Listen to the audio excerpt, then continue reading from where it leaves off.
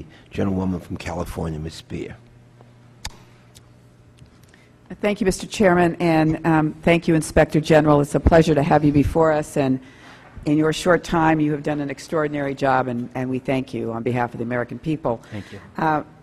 Let me first ask this question. Did any bank you surveyed not participate by returning the survey? No, we had 100% participation. All right, very good. Should we pass legislation to require the tracking of TARP funds, since evidently it was not required in the actual providing of the TARP monies? We believe that requiring recipients to account for their use of funds is a fundamentally important part of transparency. It's why we make this recommendation, continue to make this recommendation.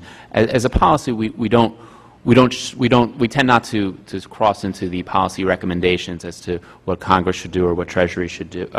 We do say what Treasury should do, but we don't suggest legislation for Congress just as a policy matter and to maintain our independence. But we certainly do feel it is our obligation to present to you why we think it's such an important factor of transparency.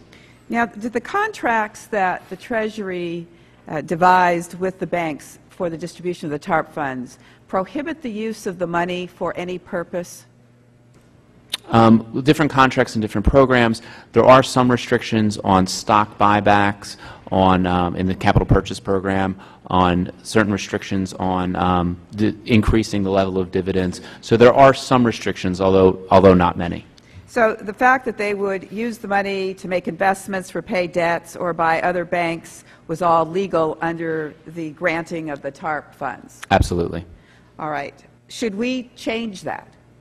That is as I said, that is a real policy decision that needs to get made. I think in making that decision, we should take a look at both sides of these arguments. And part of the role of transparency as a Special Inspector General is that we think that these debates are best informed by bringing transparency so we can see what happened. But I can give you arguments that I've heard on both sides of any one of these issues, including, I think one of the more controversial is acquisitions. And I've heard some very powerful, strong arguments that that's actually good for the banking system, and arguments on the other side that it would be an inappropriate use of TARP funds.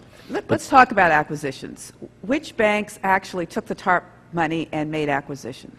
We're going to be publishing necessarily in some redacted form each of the responses that we received. And the reason why I say redacted is that there's some confidential business information that we'd be prohibited by law from making public. Since we're still in the process of that, I'm reluctant to comment on any specific response that we had. We will be making that information public, hopefully within the next 30 days. And in terms of alarms that go off in your head because of what you have been able to ascertain through your surveys, what are those alarms that we should be particularly focused on? I don't think that there's any alarming, because I think when we did this survey, we're taking great care not to make any judgments for all the reasons that I've stated. The most alarming thing to me is that Treasury continues to refuse to adopt this recommendation, even in light of the proof that we now have in this audit.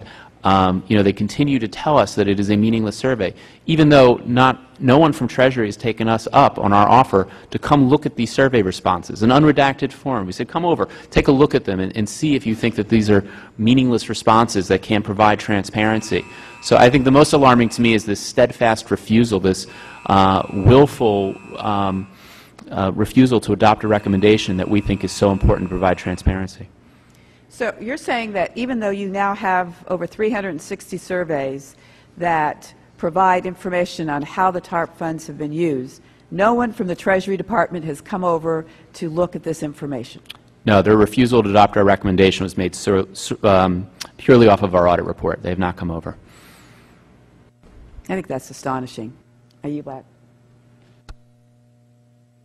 Thank you very much. And now you